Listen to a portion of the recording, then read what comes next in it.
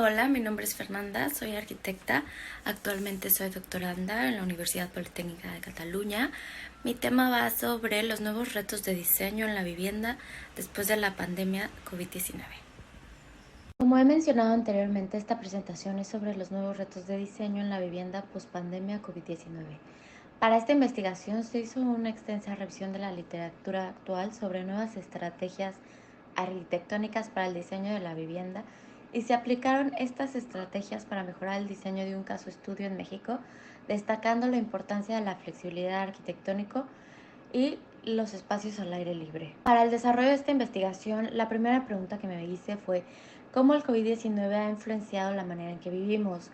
La crisis del COVID-19 ha mostrado la necesidad de mejorar tanto el interior como el exterior del diseño de nuestras viviendas, oficinas, escuelas, etc. Esto da pie a que nosotros como diseñadores tenemos oportunidad de responder a este cambio.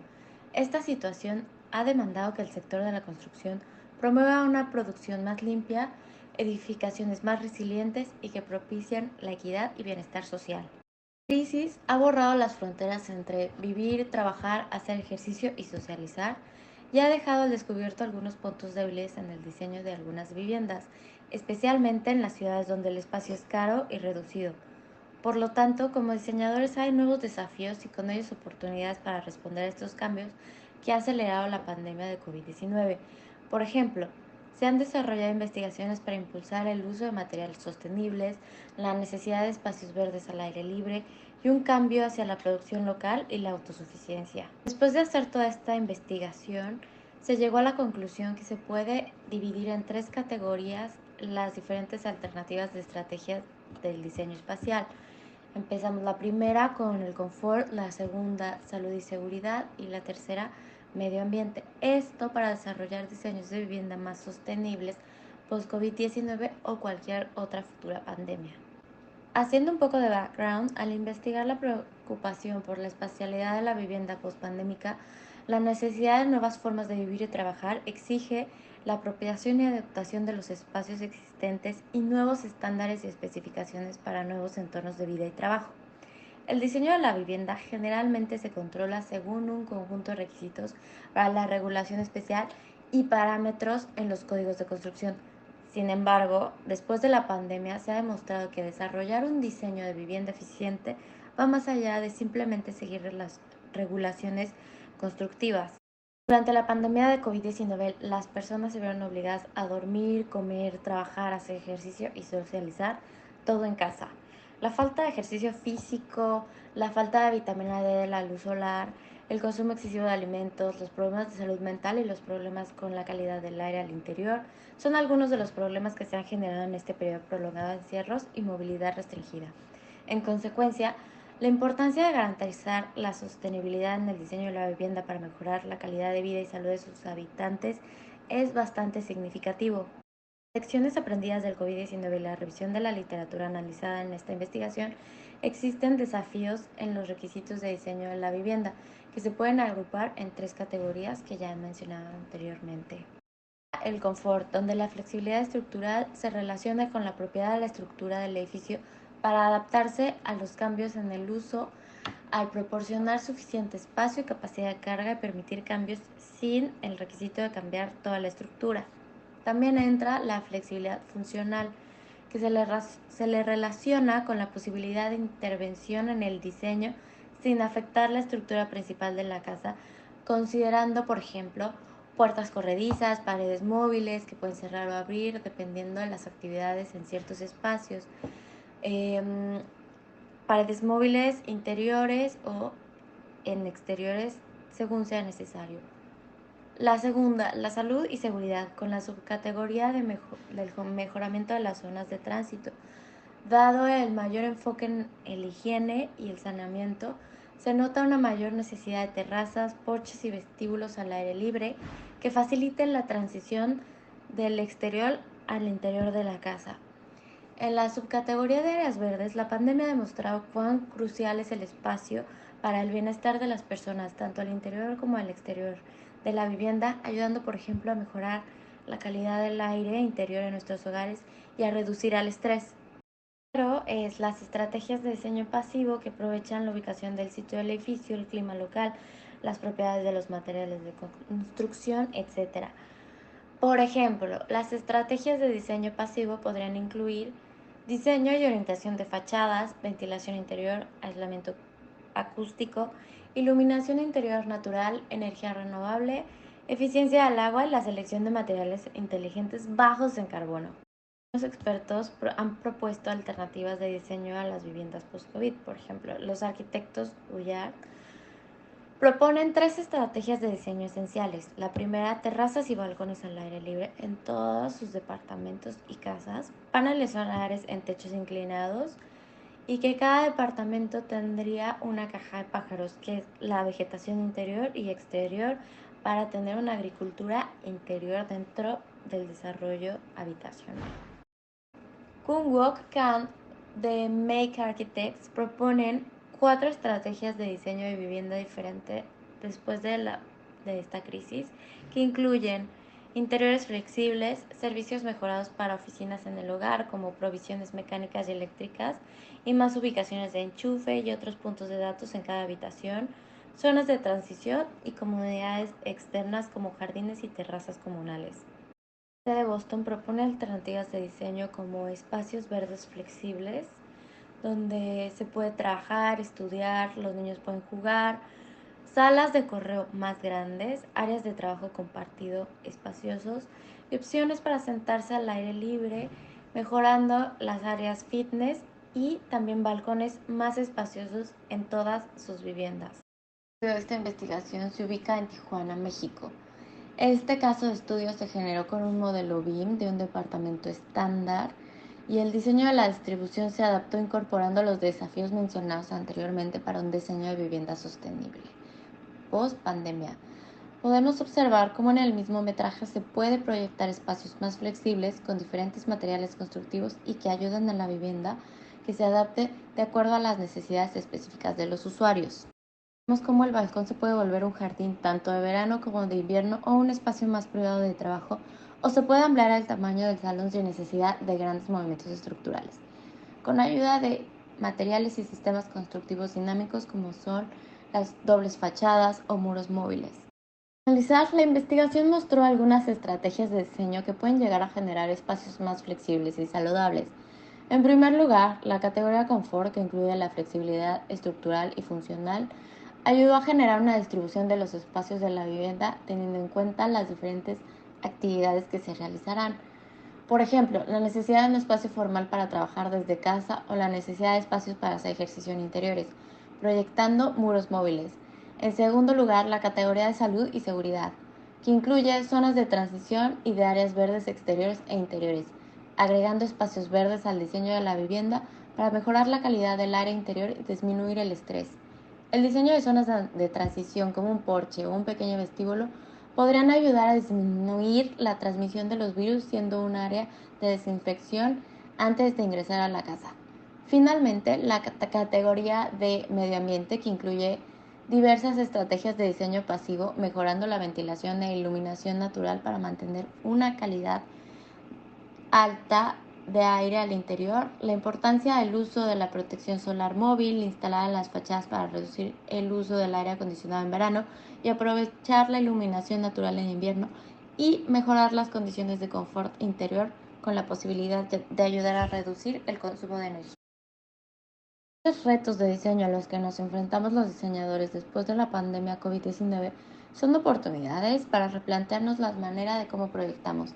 A pesar de ser un tema relativamente nuevo, en el diseño de la vivienda se ha demostrado la necesidad de incluir indicadores como flexibilidad estructural, flexibilidad funcional, improvisar las zonas de transición, las áreas verdes interiores y exteriores y finalmente incluir diferentes estrategias de diseño pasivo.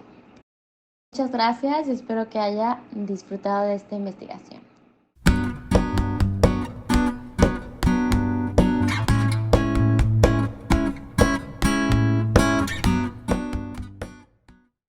Hola, mi nombre es Ignacio Alejandro Guzmán Hernández, soy doctorando de la Universidad Politécnica de Cataluña y les voy a presentar una ponencia que se titula La importancia de la ventilación natural en viviendas sociales en clima cálido húmedo en tiempos de confinamiento en México, que es un tema que desarrollé junto con mis asesores, un poco divergente de mi tema de tesis.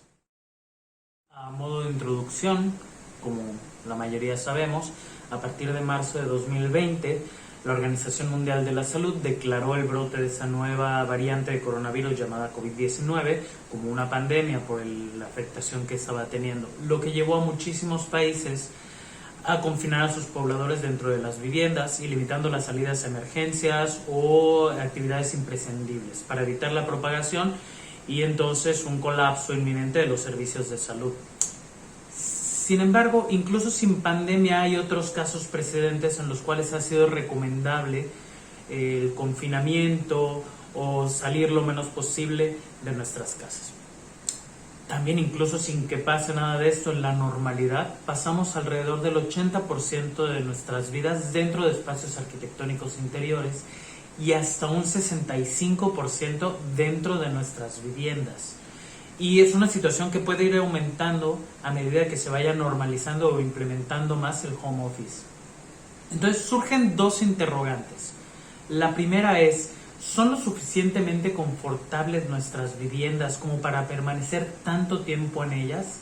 Y la otra es, ¿cómo debe de ser la ventilación dentro de nuestras viviendas para evitar la propagación de enfermedades de transmisión aérea como es el COVID-19? Para esto desarrollamos una metodología que dividimos en dos partes. La primera es una revisión exploratoria de todos estos artículos e investigaciones que estudian los efectos físicos y psicológicos del confinamiento en las personas, así como del correcto uso o implementación de la ventilación natural y el efecto que tiene en el confort higrotérmico, y también para combatir la dispersión de virus y bacterias. La segunda parte fue mediante simulación de una vivienda tipo, en el caso de estudio, que hicimos en Design Builder y que analizamos alternativas de modelos constructivos, cambios de horarios y de funcionamiento de la ventilación natural con la finalidad de encontrar niveles óptimos y encontrar beneficios potenciales que pudiéramos obtener. Posteriormente se muestran los resultados y las propuestas de adecuación arquitectónica para mejorar el confort higrotérmico y una correcta y saludable ventilación natural. Para llevar a cabo la simulación, seleccionamos un caso de estudio que es la ciudad de Villahermosa, Tabasco, de donde yo soy originario. Villahermosa tiene un clima cálido húmedo con lluvias todo el año, tiene una temperatura media de 27.1 grados centígrados. Entre la máxima promedio y la mínima promedio hay tan solo 9.7 grados centígrados, no hay mucha varianza anual, pero sí hay máximas absolutas de 47 grados que no son difíciles de encontrar y mínimas absolutas de 11 grados que rara vez se encuentran. Es un lugar muy caluroso y, como también verán, una humedad promedio del 87%, máxima promedio del 90% y la mínima en la temporada de seca del 60%. La velocidad del viento no es muy alta, son 9.5 km por hora la velocidad promedio con dirección del noreste. Entonces nos encontramos con un lugar muy caluroso, muy húmedo y que no tiene mucha ventilación. Igual para estas simulaciones tomamos una vivienda tipo del fraccionamiento 27 de octubre que es de tipología social, que estamos hablando de un pie de casa de 35 a 58 metros cuadrados. En este caso específico están hechas tipo dúplex que encajan como rompecabezas, como pueden ver en la imagen de abajo, y dos edificaciones ocupan un lote de 135 metros cuadrados.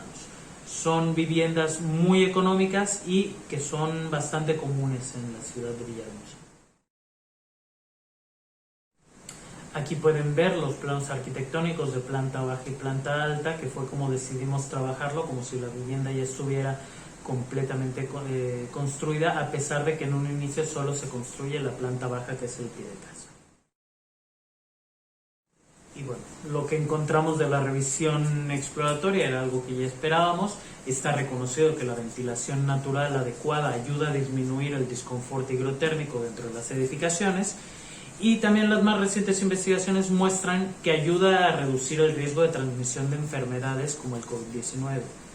Ahora, tenemos un problema con el confort higrotérmico porque en lugares con clima cálido húmedo, alcanzar un adecuado confort higrotérmico es muy complicado, ya que se combina la alta temperatura con la alta humedad y se entorpece notablemente la disipación del calor del cuerpo humano mediante la ventilación.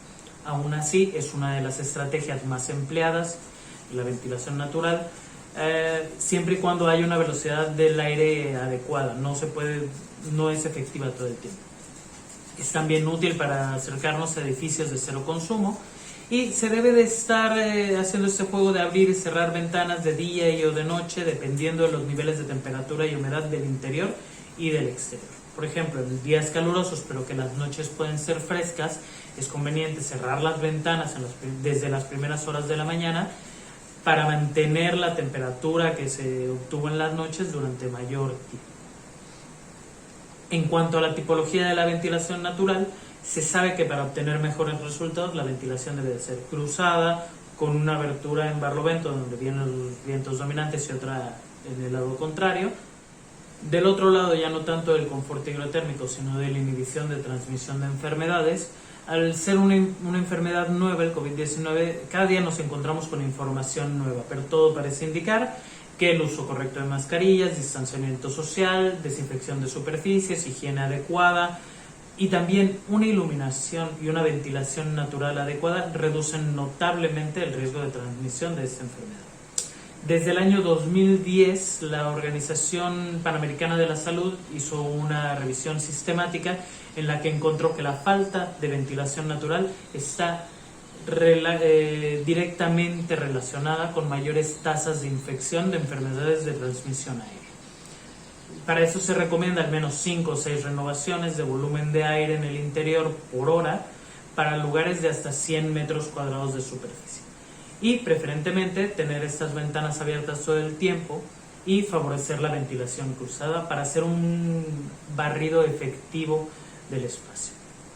Más recientemente, una serie de simulaciones que hicieron en un instituto tecnológico en Verona demostraron que la apertura continua de ventanas en un salón de clases puede reducir hasta la mitad el riesgo de transmisión aérea del virus y que, sumada a otras técnicas complementarias de mitigación como el uso de mascarillas y la reducción del aforo, se reduce casi por completo el riesgo, incluso con la presencia, ellos lo hacen, de 2 fuentes de contagio. La simulación lo hicimos en 3 bloques, el primero variando la temporalidad. Se hicieron 4 modelos de simulación, uno que tenía ventilación nocturna, otro que tenía ventilación diurna, otro que era ventilación constante y otro cerrando las ventanas todo el tiempo. El segundo bloque variábamos la proporción de la dimensión de las ventanas de barlovento y sotavento. En uno se mantenían de la misma dimensión en fachada norte, que es nuestro caso, y fachada sur. En el siguiente se aumentaban las dimensiones de la fachada norte, que es donde vienen los vientos, y se disminuían los de la fachada sur, y en el otro todo lo contrario. El tercer bloque se favorecía la ventilación cruzada, sobre todo en planta alta, que es donde si tienes las puertas cerradas se entorpece, entonces se crearon unas pequeñas aberturas sobre las puertas de las habitaciones de planta alta para favorecer esta ventilación cruzada. Les presentamos a continuación los resultados más importantes de la parte de simulación. En cuanto a la temporalidad, encontramos que con una ventilación constante o con la ventilación nocturna logramos descender alrededor de medio grado, esto en el mes más caluroso que fue el que analizamos en este promedio mensual. En la humedad relativa sí vemos mayores cambios, por ejemplo con la ventilación nocturna se reduce el 16% de la humedad relativa, con una ventilación constante un 14% y con la ventilación diurna un 11%, en comparación todas estas con una casa sin ventilación. La tasa de la ventilación igual aumenta notablemente en un 3.3 renovaciones por hora con la ventilación constante, un 2.15 renovaciones por hora con ventilación nocturna y 1.45 con la ventilación diurna, comparada con un 0.1 renovaciones por hora donde se cierran las ventanas, que es debido a la infiltración. Por estos factores de temperatura, humedad y tasa de ventilación, vemos que los mejores funcionamientos los encontramos con la ventilación constante y la ventilación nocturna. En el apartado de proporción, en cuanto a la temperatura y la humedad, prácticamente no se ven afectadas por las modificaciones realizadas. La tasa de ventilación sí se ve afectada, esta aumenta en 0.4 renovaciones por hora al disminuir las dimensiones de las ventanas del norte, que son las de barlovento, donde tenemos los vientos dominantes, y aumentar las de sotavento. Esto hace una mayor presión de entrada que eventualmente se ve representado como una mayor tasa de renovación. De igual forma, en los resultados del apartado de ventilación cruzada, hay poco o nulo efecto en cuanto a la temperatura y la humedad, y la tasa de renovación sí que aumenta de un 3.3 a un 4.4 renovaciones por hora. Hay entonces una mayor dispersión de aire en estas habitaciones que ayuda un poco al confort y también a combatir enfermedades de transmisión aérea. Es así como estos resultados nos llevan a las siguientes conclusiones. De la revisión bibliográfica destaca la ventilación natural como una de las mejores estrategias para lograr el confort higrotérmico, aunque su efectividad se ve drásticamente reducida en lugares muy húmedos. También la ventilación se sabe que es uno de los métodos más efectivos contra la transmisión del COVID-19. En cuanto a la simulación, encontramos los escenarios de mejor funcionamiento para el confort es mantener una ventilación ya sea constante o nocturna, también dependiendo de las condiciones externas, modificando las dimensiones de las ventanas para aumentar las de la fachada donde reciben los vientos y disminuir las de la otra fachada, y creando y operando estratégicamente, también dependiendo si puede haber enfermos en la vivienda, aberturas sobre las habitaciones para favorecer la ventilación. Aquí pueden ver algunos diagramas. Del lado izquierdo ven las pequeñas aperturas que les mencionaba, así como el cambio de proporciones en las dimensiones de las ventanas, y también los efectos que tienen al crear estos grandes flujos de ventilación en donde entran por un lado, recorren, hacen un barrido en las habitaciones y también aumentan la velocidad y la tasa de ventilación del aire.